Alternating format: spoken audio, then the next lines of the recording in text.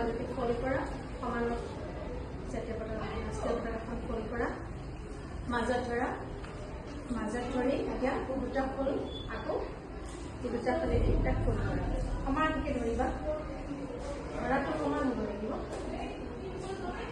সমানকৈ দুটা ফুল সমানকৈ ধৰা। তাৰপিছত এতিয়া কি কৰিবা, আনা ইকুৱেলকৈ কৰি আনা,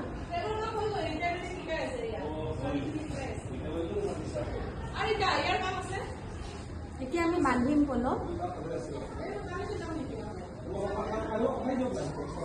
এনেকৈ এতিয়া টাৰ্ণ কৰি দিয়া, এনেকৈ আমি ৰাষ্ট্ৰীয় পতাকাখন, আমাৰ 3 বৰণীয়া যিখন পতাকা, সেই পতাকাখন আমি বান্ধিব পাৰোঁ, খুব সহজতে আমি বান্ধিব পাৰোঁ।